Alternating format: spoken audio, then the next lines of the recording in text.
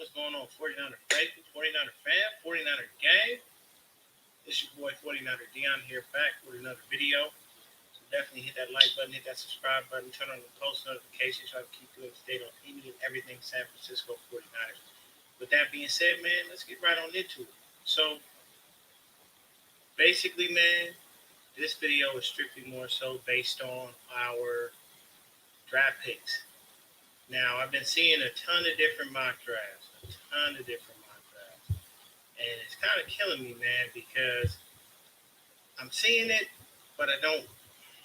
I'm getting lost in the sauce here, strictly based on the fact that you know people are truthfully. One moment, switch cams here. Right there we go. That's nice and crispy. So people here, man, are doing a little too much. Okay, a lot of our drafts have some of the most ridiculous actual drafts, actual picks, should I say, anywhere. You know, hey mom, how you doing? I see you out there. You know, what's going on, John B? Pitbull, what's happening, man? Um, so for me, I'm seeing too many draft picks, too many drafts that are ridiculous. Yeah, thanks, Mike. Thanks, Matt, for letting me know. Too many drafts that are ridiculous. There are way too many drafts that are just straight out ridiculous. So I saw one on Facebook because I'm part of like this little Niners thing. And what kills me is they had us drafting Kyle Pitts in the first round. Now, don't get me wrong. Kyle Pitts is an amazing talent. I love this dude. Um, Having him across from George Kittle would be amazing. It would be just like what we envisioned with George Kittle and George Reed. Because if we would have had those two dudes on the field with a healthy full O line, with all of our people there, man, y'all, we would have been in amazing, amazing territory. But here's the thing. We didn't. And we still have, hey, what's going on, 49ers and Yankees? We still have, period, point blank, at the end of the day, we still have the best tight end in football. There isn't a tight end that I feel is better than George Kittle. Now, he wasn't necessarily healthy last year. He had a little bit of a case of the dropsy, so there's a lot that was going on there. But to me, period, point blank, when we draft, our drafts should strictly be based on offensive linemen, defensive backs, and possibly at least another edge rusher. So what happened was the NFL increased the salary cap to $182.5 million, which is good for us because it put us at about 24 mil. So it gave us a few more dollars to play with. But the thing is, we don't have the luxury of really being able to stretch that money towards free agency because we have 41 free agents, people. And we got to worry about our own. So don't expect us to really be active players in free agency, period, just because we don't have enough money to really go out there and drop the bag on somebody. You know what I mean?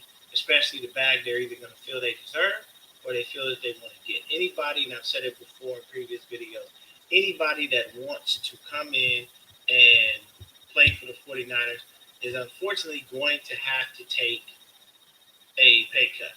They're going to have to take a little hometown discount, and they're going to have to believe in the franchise and believe that we are able to, let them know, look, man, we'll take care of you on the back end next year. But right now, man, the money just isn't there. We have the TV contracts. That's all we can really rely on. We are very fortunate that, COVID has taken a downturn in the, in the world, and we have a vaccine that's out there. If I'm not mistaken, by May, they should have more than enough vaccine to vaccinate the whole United States. Outside of people who don't want to get it. I mean, if you ain't got it, you ain't got to get it. Everybody has their own opinion about it. It is what it is. I'm not here to talk politics. I'm just saying that affects the revenue stream because if you ain't got asses in the seats, you ain't got money in the pockets. Most of these owners have other business ventures that keep things going. But when you have a ridiculously huge stadium, you ain't got nobody in there buying and patronizing your stadium. then it's pretty much worthless. SoFi Stadium is brand fucking new. That stadium is beautiful. I saw all the layouts and everything. One of my very good friends that I've known since junior high school is a diehard Charger fan. Man, he told me he saw the shit firsthand. But you ain't got nobody in there buying stuff. Nobody's actually, working the stands. They're not selling the beers, the hot dogs, the candy, the anything. So when you're losing money like that, then that's why your salary cap drops. Last year's salary cap was, I believe, about 198 million. So you had dropped down to 182.5. Typically, the salary cap is always on an upward string. It's always a very bullish salary cap. That's just stock talk. That bullish just means upward. It's good. Sorry. Now, 49ers and Yankees, you said you're the president of the faithful New York division. Hey, man, I appreciate you tuning in, brother. Thank you for, taking the time out to watch me ramble on about my Niners, about our Niners. Um, so here's the thing. We got some compensatory picks, too. So that's what they did. The NFL went out and they doled out the compensatory picks. Now, we wound up with, I believe, 3 or 4. I think it's 3 or 4. I'm going to double check right now for you. Let's take a look.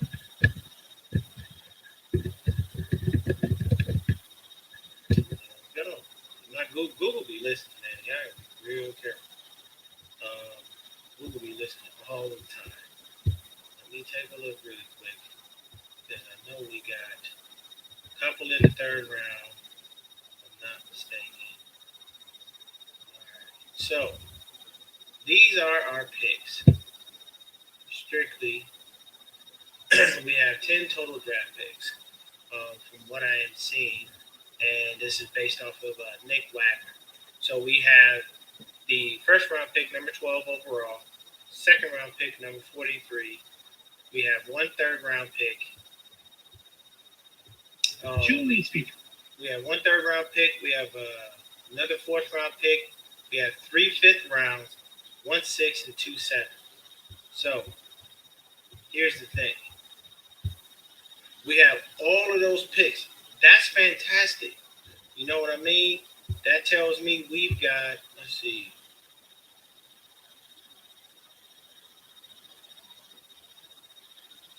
We got 10 picks. So we have 10 chances to try our best to hit on every damn pick. Now, where do John Lynch and Kyle Shanahan usually make their money? Most of the time, they make their money in the later rounds. You know, did we really hit with Javon Kinlaw? To be determined. Strictly based on the fact that Kinlaw played well, he did some good things. I have to say that I was impressed with his rookie season. I love the interception return for a TD. I like the fact that he was sucking up a lot of blocks. Um, I would, yeah, Matt. I got you on that, brother. I definitely will. If you do me a solid, Matt, put it back in the chat because I don't have it on me right now. And I will definitely go ahead and put that in tonight's video. But basically, our first round pick is going to depend on what our offseason looks like. So here's the thing. Lately, what have they been saying? Jimmy Garoppolo to the Patriots. The Patriots have Jimmy Garoppolo in their sights. He is the quarterback that they want. They want to move on with him. They don't want to move on with anyone. There is no plan B. He is plan A. So what we're looking at is going, all right, that's cool. If you want him, then I would go ahead and say, give me something for him. Show me something enticing. Because at the end of the day, man, when Jimmy's on the field, we win. When he's not on the field, we lose. So if you trade Jimmy Garoppolo and you get a pick back for him, and that obviously tells the rest of the NFL your first pick in the first round is going to be a quarterback. Because you don't have anyone behind him. Unless you automatically are sold on Josh Rosen, then you're just going to go ahead and mortgage the franchise. Then you say, hey, Jimmy, he's out. Josh, you're in. Josh Rosen, you're in. Josh Johnson, come up from the practice squad. We're going to do that. Or you say, Josh Johnson, stay on the practice squad, and we'll just go ahead and tender Nick Mullins because he's an ERFA, exclusive rights free agent. But you don't want to do that. because you've obviously let Nick and CJ walk. That's inevitable. Most of the people that are walking from free agency, we already know about. We haven't franchise tagged anyone at all. No franchise tag. It came and it went. We didn't tag anyone. So here's the thing: you prioritize the guys that you need to bring back in free agency, and that will dictate your draft. Say we don't trade Jimmy, but we can't re-sign Trent. We need a left tackle at that point. So what do? If by some freak of nature chance the dominoes fall, we cannot re-sign Trent Williams, he hits the open market, signs elsewhere for a serious amount of money, and then it turns around and the Patriots come and say, "Hey man, we'll give you back that two that you gave us," and we say, "Okay, now what are we doing? Are we packaging our picks to jump up to go get a quarterback that we believe in, or are we just sitting back and letting the draft play out?" Because a lot of people have us linked to Justin Fields. And my man Jason Ponte, shout out to him. Shout out to Sprint Right Option. If you don't know about that YouTube channel, definitely subscribe. Definitely like. It's a great channel. Jason does amazing work. So he was saying Justin Fields. Now, of course, my man John B is in there, and we all know we're not very sold on quarterbacks out of Ohio State. But a lot of the times, Jason hit me to a lot of things that I didn't necessarily know about, Kyle and Justin's relationship. So I said, okay, cool. And then you have a lot of guys. I think it's Coffin Haberman. They're on the Justin Fields train. A lot of people are saying that Justin Fields and Kyle Shanahan make it's a match made in heaven, so on and so forth. But to me, it all depends on what we do in free agency and how we move. And at the end of the day, Jimmy is under contract. Now, personally, too many of these drafts, I see us drafting either a tight end or a running back. And it's a waste of space. And I'll tell you why. We already have George Kittle. We already have Ross Dwelly. We have Raheem Mostert. We have Jeff Wilson Jr. We have Jermichael Hasty. And oh, by the way, we have Austin Walter sitting on the practice squad. So we already have 4 running backs. We already have 2 tight ends. Oh, and by the way, I forgot we have Charlie Warner. So we have 3 tight ends. Why would we draft strictly because it's the sexy pick, it's the attractive pick? It does not make sense to me. I'm saying draft for need, not for want. At the end of the day, it's like trying to lose weight and you go in the store and you say, should I buy rice cakes or honey buns? I'm trying to lose weight.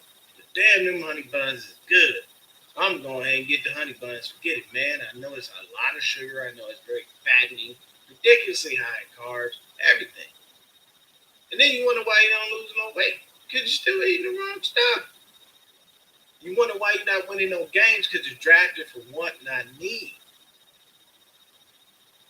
We don't have a center. Because Weston Richburg can't stay healthy to save his life. Ben Garland is free. So is Hronis Grasu. And Daniel Brunskill is not really a center, people. He may have did an admirable job, and it's fine. I know they like to play him all across the line. Daniel Brunskill is not a center. Daniel Brunskill is a right guard or a tackle at best. And I think he's a right guard. Now, had Weston Richburg found a way to stay healthy, then it would have made a lot of sense. We'd have been perfectly fine. But no, Weston Richburg can't do that. He doesn't know how to stay healthy. And we paid him a really ridiculous lump sum of money. My biggest issue with Kyle and John since they've been here is their ineptitude of picking players that are constantly injured. Quan Alexander is back on the market again.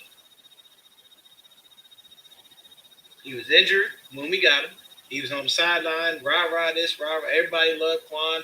He was riding his coattails and everything. I said, I don't need a cheerleader. I'm not paying you $54 million to stand on the sideline and cheer and talk to me. I don't need you to give me moral support. I need you to get on the goddamn field and help me win some games. That's how I look at it. That's just my opinion. So, for me, I'm looking at it from the standpoint of I want to draft for need, so I'm looking at every offensive lineman in this draft. I'm looking at every D. I'm looking at certain edge rushers, but I'm mostly looking at DBs because I already saw that Jason Verrett's going to test free agents. All of our guys are most likely going to test free agents. Why? Because we just don't have the money to re-sign everyone. When you got 41 people trying to walk out the door, you can't give 41 people a bag. And not 41 people are going to look at you and say, hey, I'll take a hometown discount, especially when the few of those 41 people can go and fetch a very large amount of money on the market. Jason Verrett, Richard Sherman, he can still fetch a lot of money on the market. I don't believe that calf injury took as long as it did. I believe they were trying to shop Richard Sherman, and when it failed, he just took a little extra time off to make sure his body was right, and then he came back. Sherman's fine. Sherman's going to play about 2-3 more years and probably go ahead and retire anyway. He's an amazing person. He is extremely intelligent. You don't get into Stanford on BS. And he came out of Compton. You know. So when it comes down to it, you still got Jason Verrett out there. He's going to, when Jason Verrett is healthy, you see what happened last year.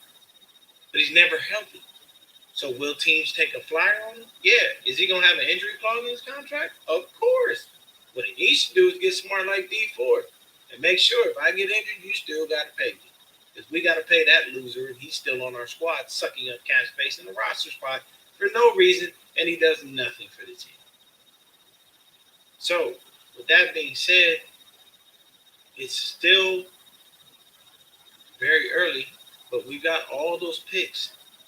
And I say we focus on need, not want. You know, maybe if we get to, later rounds and we see a dude there that we didn't think was going to be there, it might just be a want. We got, all right, cool, go ahead, draft. We got three fifth-round picks. It makes more sense. But I'm not going to say, all right, let's just go ahead and draft Kyle Pitts if he's there. No. Kyle Pitts would be a waste of space on this team because we already have a number one tight end. What's that, Roy Boyd? But that doesn't make sense to me. They had us draft, that saw this draft on Facebook, they had us drafting 2 running backs. Why are we wasting 2 picks on running backs? We don't draft running backs. We get undrafted free agents, turn them into stars. Matt Breida, Raheem Mostert, Jeff Wilson Jr. Outside of the loser that Jet McKinnon is. Actually was on Kendrick Bourne's IG Live. Not on it, but I was watching it. And he had Jet in the live. And people were in there going on, fuck Jet ain't shit, blah, blah, yada, yada. And everybody was like, yeah, man, he had himself, he had Matt Breida, and I believe he brought in Brandon Ayuk for a minute. But when he had himself, Matt Breida, and Jet on there, that's what people were saying. Fuck Jet, blah, blah. But the issue is that Jerick McKinnon was a dick when he was on Deebo Samuel's live and act like he was too good for us. When we lined his pockets for the last couple of years, fed his family, and made sure food was on his table, clothes was on his back, shoes on his feet, and you got the nerve to say, fuck no, on to the next. Man, come on, please. You better knock it off. Knock it off, Jerick McKinnon. You should be grateful somebody gave your ass a bag. Tired legs, my ass. So, I'm going to go ahead and help my buddy Matt out of here. Because he had an actual really good proposal for a trade. I'm going to throw this up there for y'all to see. So Matt says, if we could trade Jimmy to the Pats for Gilmore and the 15th pick, then trade 12 and 15 and the second round pick, 2022 first and 2022 second, we could possibly get Deshaun Watson. Now, could that work? Yeah, it could work. It could definitely work because you're given enough draft capital. But the thing is, I don't think they would give up Gilmore and the 15th pick for Jimmy. It's just not worth that much. So I like the idea, but them giving, Belichick is known for dipping out on players before they fall off the cliff, as Max Kellerman would say. But The issue is, I don't think that he's going to give up a first round pick for Jimmy. Not unless they get super desperate. Now, if we were to get the 12th and the 15th pick, that's nice. Why?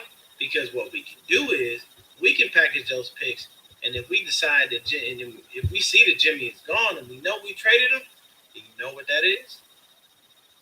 That means we could possibly try to go snatch Zach Wilson. Even though people are teetering back and forth between him and Trevor Lawrence, at the end of the day, I'm going to say this: Trevor Lawrence is best QB in this draft, and it's strictly based on the fact that Trevor Lawrence has more experience. You know, I have to say that I give Trevor Lawrence a nod over Zach Wilson. You know, everybody likes him, everybody loves him. I know he came out and said he would love to play in our system. Sean Slater came out and said he would love to play in the system. Like, guys will say what they say, but it is what it is. Um, if you guys didn't get a chance, definitely jump on over on YouTube to I Am Athlete. That's run by Brandon Marshall. Um, he's got the House of Athlete. He's got the trainers. They did their own separate combine. So the beauty of that combine is it gave some people some stardom and a chance to go ahead and showcase their skills that normally don't get that shot. Guys that may not have been invited to the combine, i.e., Destroy, aka Donald DeLahaye. He went out there, he kicked. Man ran a 4.52 40. You know what I mean? And you gotta respect Brandon Marshall for that because he gives people a platform. You had a DB there, man. Dude ran a 4.25. I'm just saying. Let me look his name up because I'm telling you, 4.25. I just, you can coach. The skills can be coached. Skills can be coached. One thing you cannot coach in this world is speed. You either have it or don't. You can put as many parachutes as you want on a person. You can have them, run with 45s attached to their waist, ankle weight. You do everything under the sun. You cannot teach speed. It is natural. Have it, have it. If you don't. And that's basically what it is. So, give me just a second to find this dude.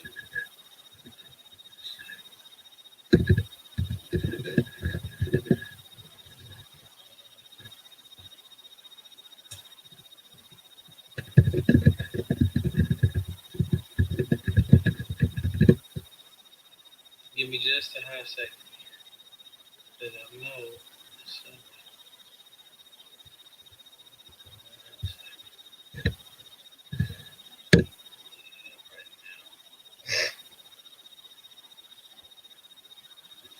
Yeah, there we go. I am athlete. It was amazing, man, and I love the fact that he did that to be able to give people, you know, their own shot at it. You know, just to see dudes that said, I'm going here because I didn't get to go to, you know, the actual combine. I didn't get to go to, Indy and be with the guys and do this or do that. And it's a beautiful thing, man. You gotta respect people for that. And he had Channing Crowder because the channel has him, Channing Crowder, Ocho, and Fred Taylor. Got Chef Nancy out there. Shout out to Chef Nancy. I know I don't know her, but I'm an avid I Am Athlete watcher. I watch when they do the I Am Woman and all that stuff too. It's definitely a beautiful platform. But basically, our draft specifically is supposed to be based on defensive backs, offensive linemen, and possibly an edge rusher. And if we can pick up an edge rusher earlier, in the rounds, we will be fine with that.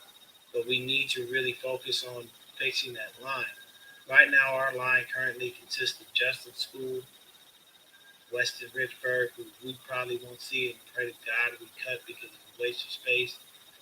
Daniel Brunskill, Colton McKivitz, Sean Coleman's coming back because he wound up uh, sitting out due to COVID. Um, who else is on our line? I don't even think we have any other offensive linemen. So that's literally all we got. Daniel Brunskill is a free agent. Ben Garland's a free agent. Lawrence Grasso is a free agent. Um, all of the other linemen we rotated in and out throughout the year because we were the most injury prone team in the league. We were the most injured team in the league, should I say? Um, are free agents. These are all guys on 1 year deals, and out of all those dudes, you don't want to bring anybody back. You know, most of those linemen they were just there because they were filling the gap. You know, I'd love to have either Ben Garland or Horonis Grasu back. You know, the issue with the offensive line is there has to be continued continuity and consistency. And if you don't have that across the line, then that's what sucks. And that's the issue with Weston Richburg. He's great with communication, but he's always fucking injured. It's just a waste of time. So you put him on the field for nothing. So to be honest with you, man, I'm gonna say that we wind up sticking with Jimmy. I don't see us actually going ahead and trading him or moving on from him unless we know there's a surefire talent in the draft that's going to give us, the best option to do what we need to do and to be able to make sure that we are good to go. So that's his name, Eric Stokes Jr., top 10 cornerback in the draft, ran a 4.24 40. Eric Stokes Jr.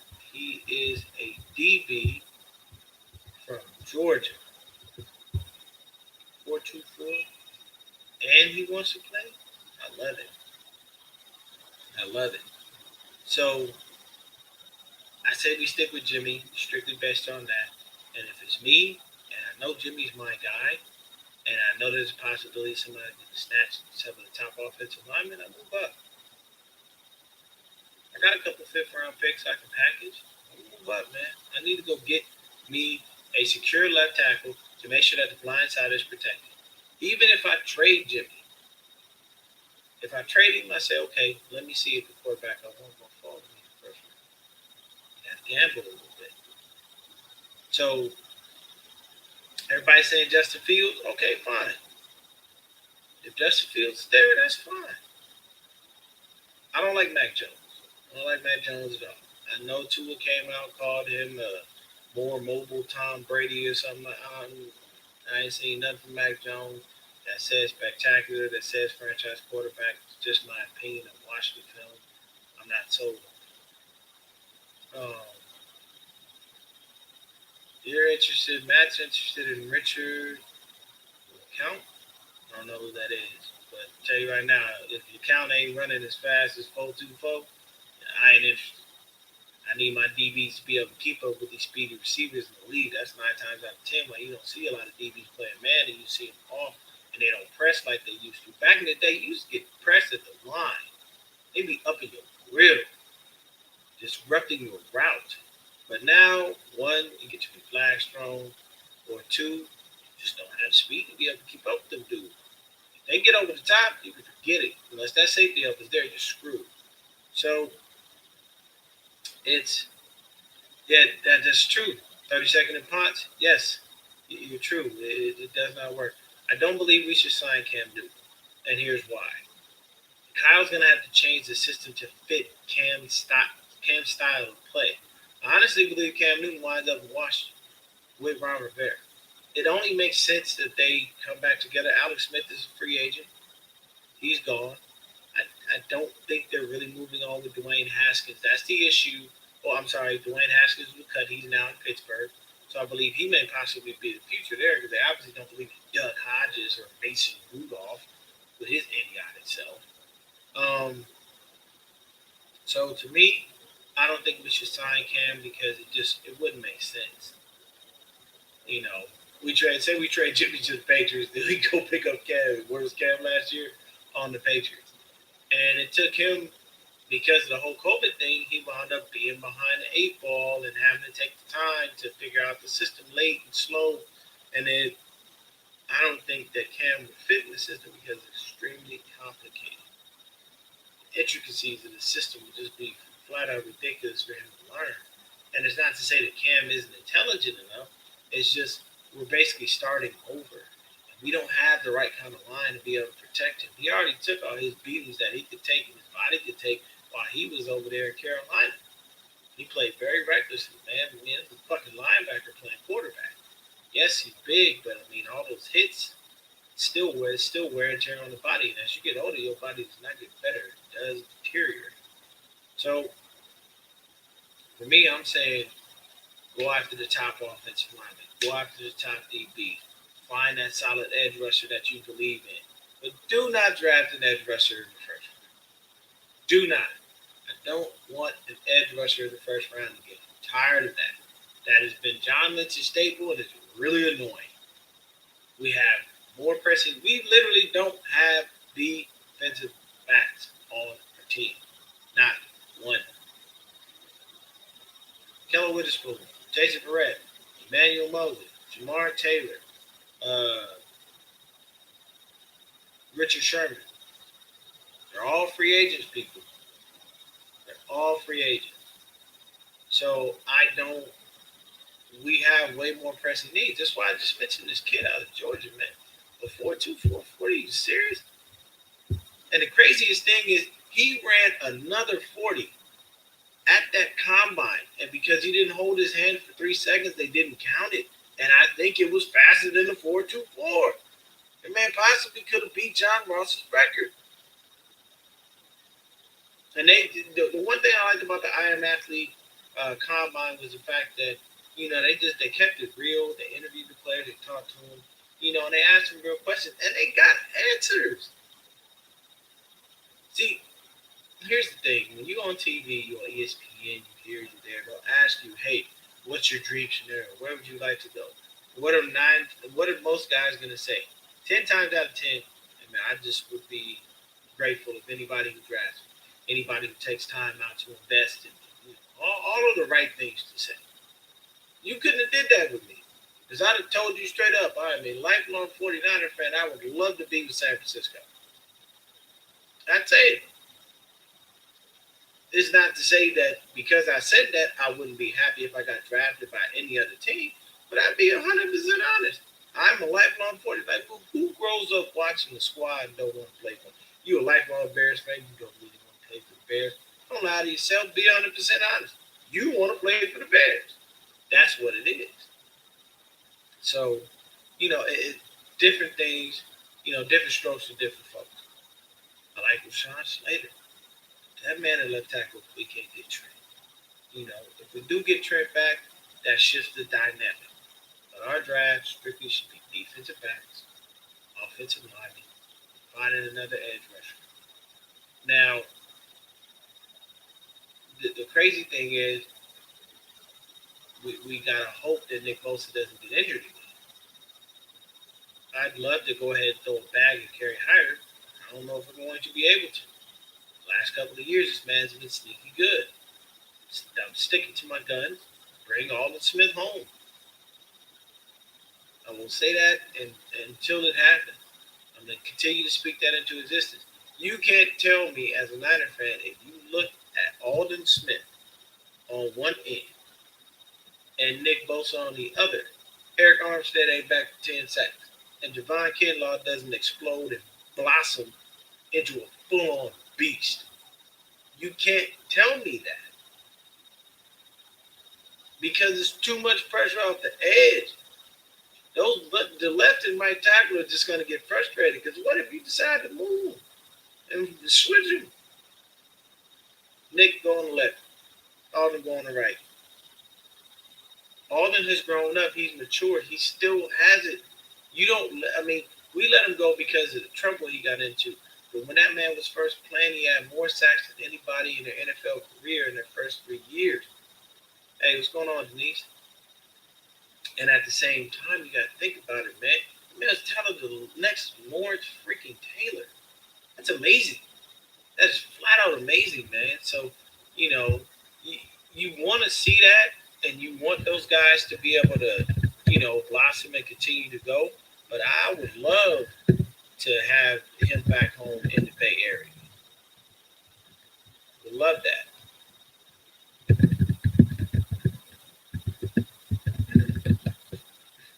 We're going to take a look right now at the top offensive linemen in the 2021 draft. Just from, we're going to take a look at this. Is going to be from CBS Sports. CBS Sports usually does a pretty good job with all their information and whatnot. So let's take a quick look at the offensive line.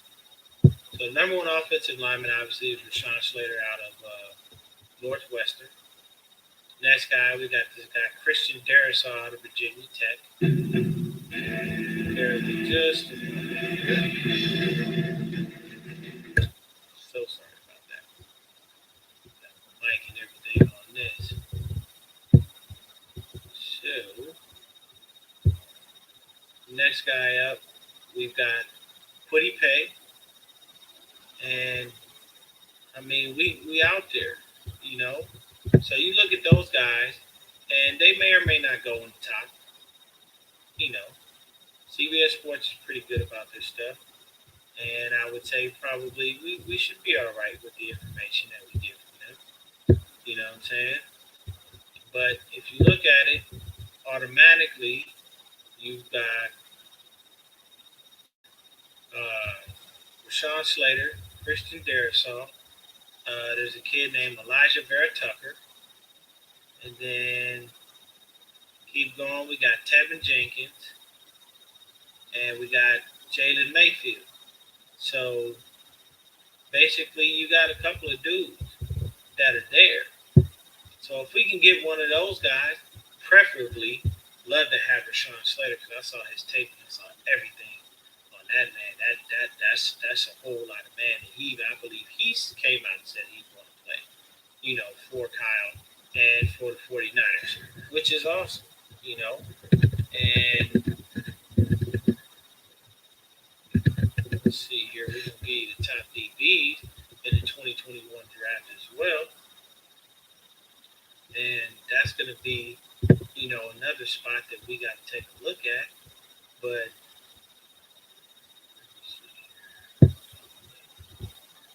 this is sometimes why internet.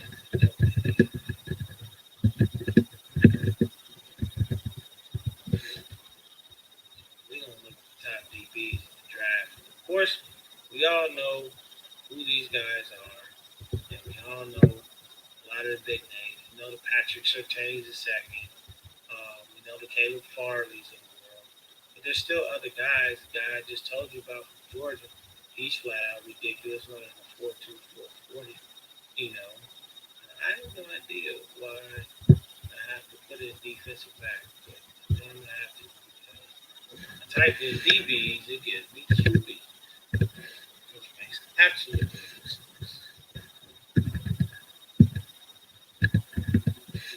There. Keep giving QBs, driving me insane. So, right off the bat, Caleb Farley, Virginia Tech. Patrick Surtain II.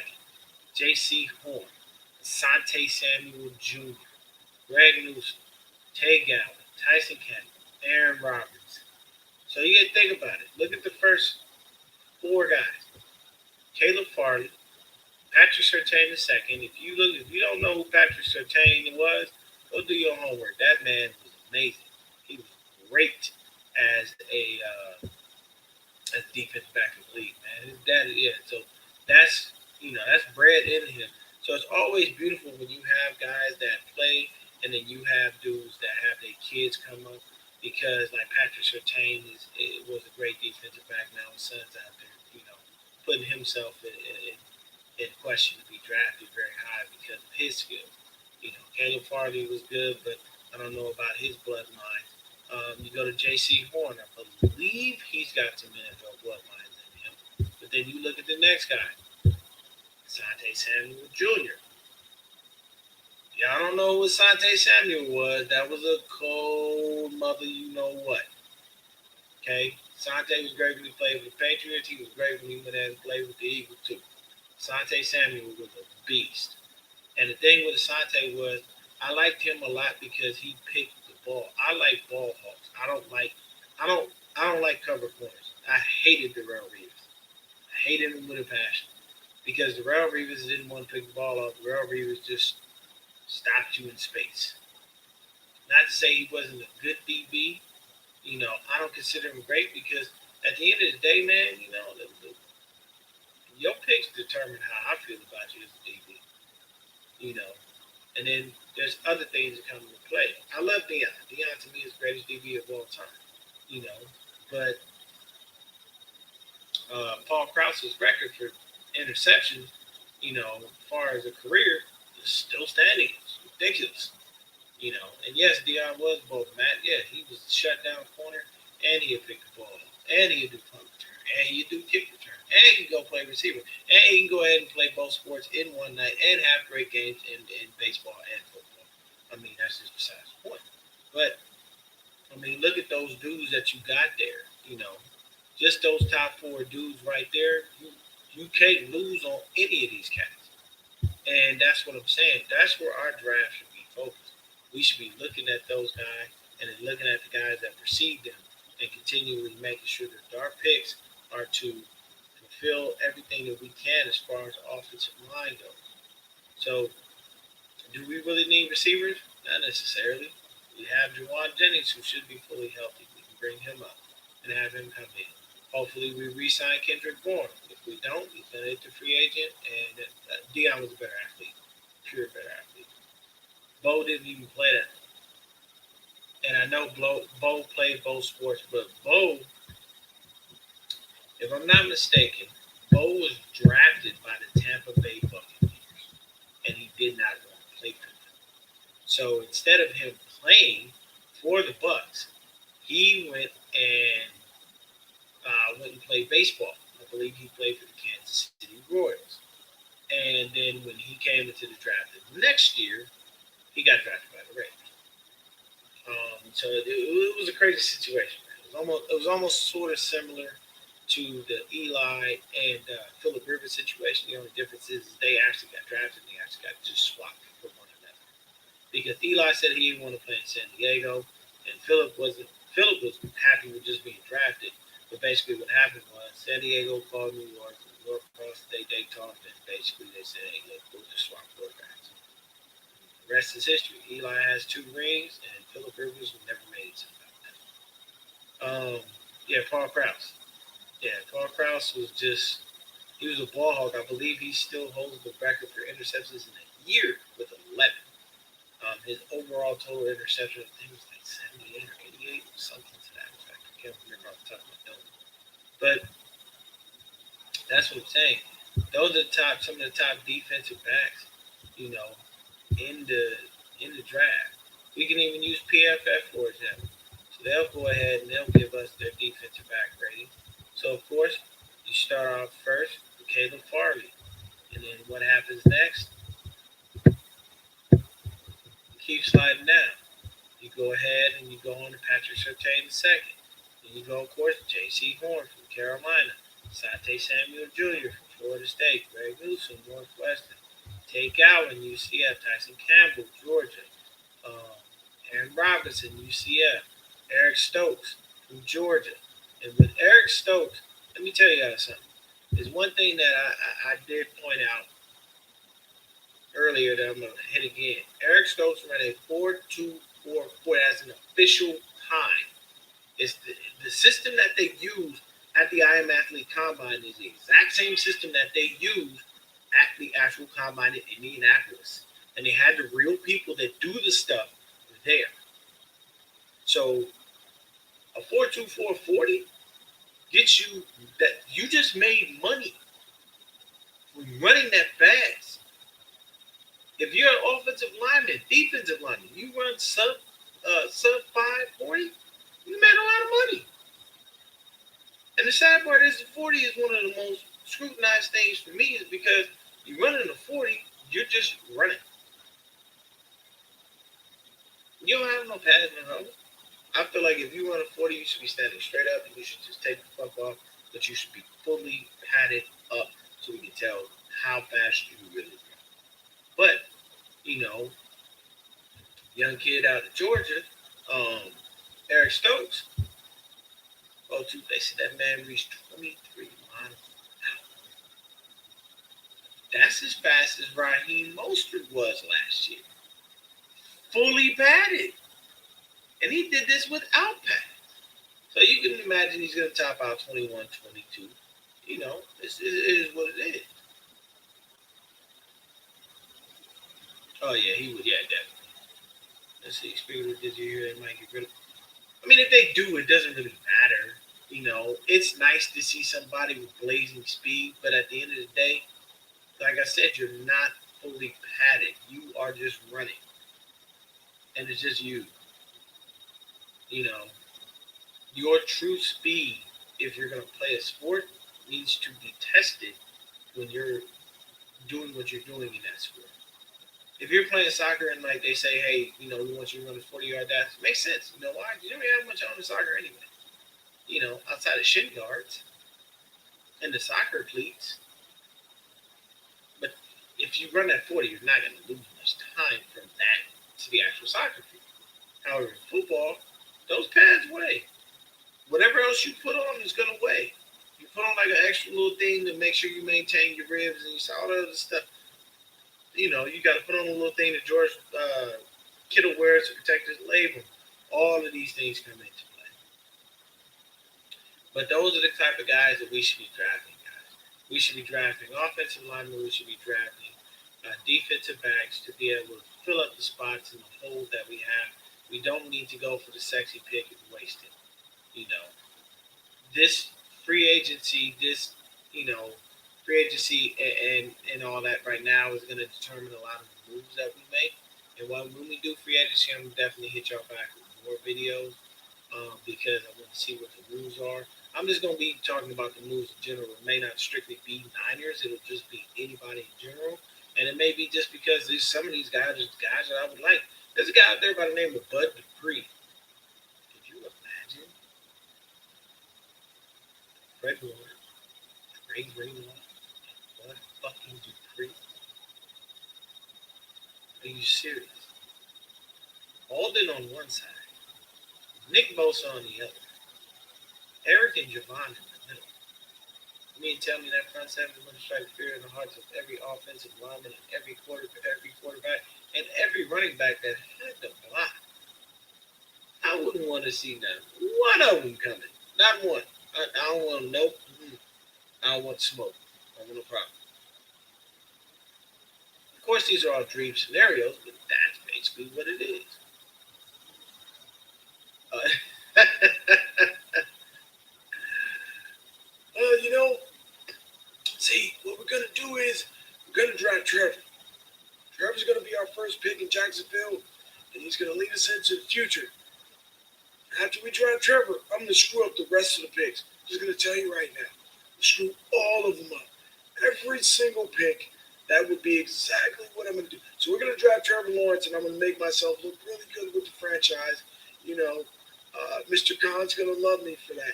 Then after that, I'm gonna draft everyone horribly that I can think of. I'm not gonna draft him any offensive linemen to protect him. I'm not gonna draft him any receivers to throw to. We're just going to just draft guys that people wouldn't really take a chance on, and that's what we're going to do. And that's exactly what he's going to do. He's going to drive Trevor Lawrence number one overall because he's not stupid. I tell you that Trent Baalke is very ignorant. I actually saw him trying to do a poll on Twitter, but he didn't have enough followers.